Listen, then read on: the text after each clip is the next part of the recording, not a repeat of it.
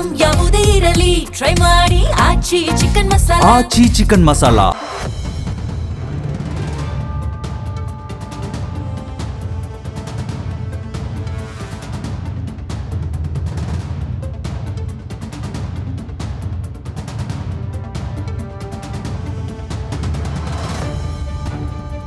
ಭಾರತವು ವಿಶ್ವದ 3ನೇ ಅತಿದೊಡ್ಡ ತೈಲ ಆಮದುದಾರರ ರಾಷ್ಟ್ರವಾಗಿದೆ.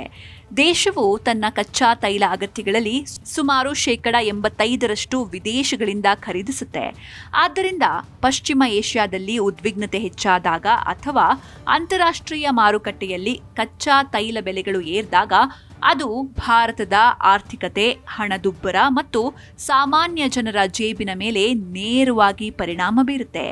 ಈ ಹಿನ್ನೆಲೆಯಲ್ಲಿ ಇಂಧನವನ್ನು ಉಳಿಸಲು ಕೊರೋನಾ ಸಾಂಕ್ರಾಮಿಕ ರೋಗದ ಸಮಯದಲ್ಲಿ ಮನೆಯಿಂದ ಕೆಲಸ ಮಾಡುವಂತೆ ಜನರನ್ನ ಒತ್ತಾಯಿಸಿದ ಪ್ರಧಾನಿ ನರೇಂದ್ರ ಮೋದಿಯವರ ಇತ್ತೀಚಿನ ಮನವಿಯನ್ನ ಅತ್ಯಂತ ಮುಖ್ಯ ಅಂತ ಪರಿಗಣಿಸಲಾಗಿದೆ.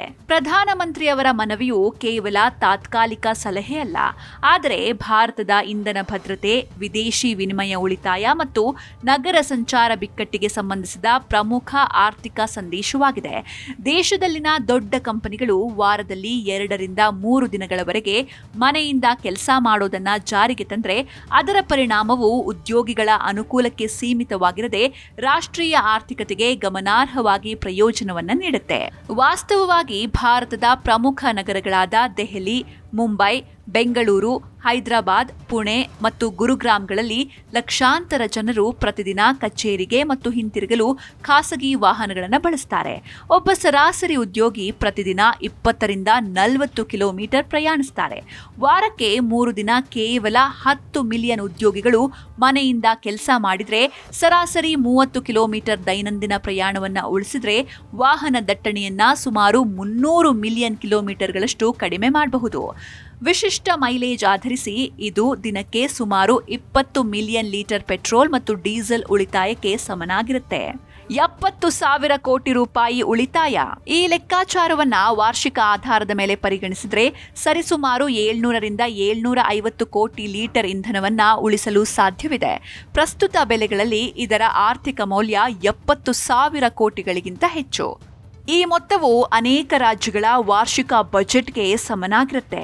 ಇದರರ್ಥ ಕೆಲಸ ಮಾಡುವ ವಿಧಾನವನ್ನ ಬದಲಾಯಿಸುವ ಮೂಲಕ ಭಾರತವು ಸಾವಿರಾರು ಕೋಟಿ ರೂಪಾಯಿಗಳ ವಿದೇಶಿ ವಿನಿಮಯವನ್ನ ಉಳಿಸಬಹುದು. ಪೆಟ್ರೋಲ್, ಡೀಸೆಲ್ ಮತ್ತು ಅನಿಲವನ್ನ ಮಿತವಾಗಿ ಬಳಸೋದು ಇಂದಿನ ಅಗತ್ಯವಾಗಿದೆ ಅಂತ ಪ್ರಧಾನಿ ಮೋದಿ ನಿನ್ನೆ ರಾತ್ರಿ ದೇಶವಾಸಿಗಳಿಗೆ ಮನವಿ ಮಾಡಿದ್ರು.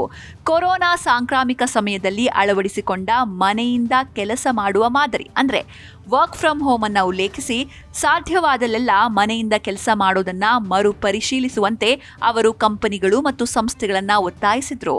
ಇಂಧನ ಸಂರಕ್ಷಣೆ ಇನ್ಮುಂದೆ ಕೇವಲ ಪರಿಸರ ಸಮಸ್ಯೆ ಅಲ್ಲ, ಆದರೆ ರಾಷ್ಟ್ರೀಯ ಆರ್ಥಿಕ ಕಾರ್ಯತಂತ್ರದ ಭಾಗವಾಗಿದೆ ಅನ್ನೋ ಪ್ರಧಾನಮಂತ್ರಿಯವರ ಸಂದೇಶವು ಸ್ಪಷ್ಟವಾಗಿತ್ತು.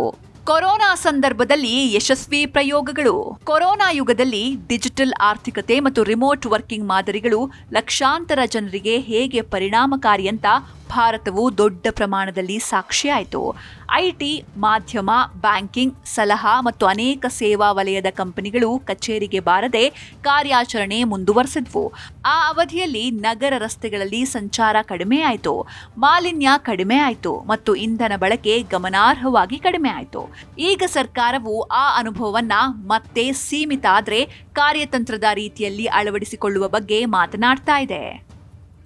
ಮನೆಯಿಂದ ಕೆಲಸ ಮಾಡೋದರ ದೊಡ್ಡ ಪ್ರಯೋಜನ ಅಂದ್ರೆ ಇಂಧನ ಉಳಿತಾಯ ಮಾತ್ರವಲ್ಲ, ಇದು ಸಂಚಾರ ದಟ್ಟಣೆಯನ್ನ ಕಡಿಮೆ ಮಾಡುತ್ತೆ, ಸಾರ್ವಜನಿಕ ಸಾರಿಗೆ ಮೇಲಿನ ಒತ್ತಡವನ್ನ ಕಡಿಮೆ ಮಾಡುತ್ತೆ ಮತ್ತು ನಗರಗಳಲ್ಲಿ ಮಾಲಿನ್ಯ ಮಟ್ಟವನ್ನ ಕಡಿಮೆ ಮಾಡುತ್ತೆ. ಉದ್ಯೋಗಿಗಳು ದೈನಂದಿನ ಪ್ರಯಾಣದಲ್ಲಿ ಕಳೆಯುವ ಸಮಯವನ್ನ ಕುಟುಂಬ ಅಥವಾ ಉತ್ಪಾದಕ ಕೆಲಸಕ್ಕಾಗಿ ಬಳಸಲು ಸಾಧ್ಯವಾಗುತ್ತೆ. ಕಂಪನಿಗಳು ಕಚೇರಿ ಸ್ಥಳ, ವಿದ್ಯುತ್ ಮತ್ತು ಕಾರ್ಯಾಚರಣೆಯ ವೆಚ್ಚಗಳನ್ನು ಸಹ ಕಡಿಮೆ ಮಾಡಬಹುದು. ಹೈಬ್ರಿಡ್ ಮಾದರಿಯು ಲಕ್ಷಾಂತರ ಉದ್ಯೋಗಗಳನ್ನು ಸೃಷ್ಟಿಸಬಹುದು. ಆದಾಗ್ಯೂ ಈ ಮಾದರಿಯನ್ನ ಪ್ರತಿಯೊಂದು ವಲಯದಲ್ಲಿಯೂ ಕಾರ್ಯಗತಗೊಳಿಸಲು ಸಾಧ್ಯವಿಲ್ಲ. ಉತ್ಪಾದನೆ, ಸಾರಿಗೆ, ಚಿಲ್ಲರೆ ವ್ಯಾಪಾರ, ಆರೋಗ್ಯ ಮತ್ತು ಭೌತಿಕ ಸೇವಾ ವಲಯಗಳಿಗೆ ಉದ್ಯೋಗಿಗಳ ಉಪಸ್ಥಿತಿಯ ಅಗತ್ಯ ಇದೆ. ಆದಾಗ್ಯೂ ಭಾರತದ ವೇಗವಾಗಿ ಬೆಳೀತಾ ಇರುವ ಡಿಜಿಟಲ್ ಆರ್ಥಿಕತೆಯಲ್ಲಿ ಹೈಬ್ರಿಡ್ ಮಾದರಿಯ ಮೂಲಕ ಸುಲಭವಾಗಿ ನಿರ್ವಹಿಸಬಹುದಾದ ಲಕ್ಷಾಂತರ ಉದ್ಯೋಗಗಳಿವೆ. ಕೇಂದ್ರ ಸರ್ಕಾರವು ಕಂಪನಿಗಳನ್ನು ಪ್ರೋತ್ಸಾಹಿಸಿದರೆ ಹಸಿರು ಕೆಲಸದ ನೀತಿಯಂತಹ ಉಪಕ್ರಮಗಳನ್ನು ಪ್ರಾರಂಭಿಸಲು ರಾಜ್ಯಗಳೊಂದಿಗೆ ಸಹಕರಿಸಿದರೆ ಮತ್ತು ಪ್ರಮುಖ ನಗರಗಳಲ್ಲಿ ಹೈಬ್ರಿಡ್ ಕಚೇರಿ ಸಂಸ್ಕೃತಿಯನ್ನ ಉತ್ತೇಜಿಸಿದರೆ ಭಾರತವು ತನ್ನ ತೈಲ ಆಮದು ಮಸೂದೆಯನ್ನ ಗಮನಾರ್ಹವಾಗಿ ಕಡಿಮೆ ಮಾಡಬಹುದು ಅಂತ ತಜ್ಞರು ನಂಬ್ತಾರೆ. ಇದು ಚಾಲ್ತಿ ಖಾತೆ ಕೊರತೆಯ ಮೇಲಿನ ಒತ್ತಡವನ್ನ ಕಡಿಮೆ ಮಾಡುತ್ತೆ ಮತ್ತು ರೂಪಾಯಿ ಕೂಡ ಬಲಗೊಳ್ಳಬಹುದು.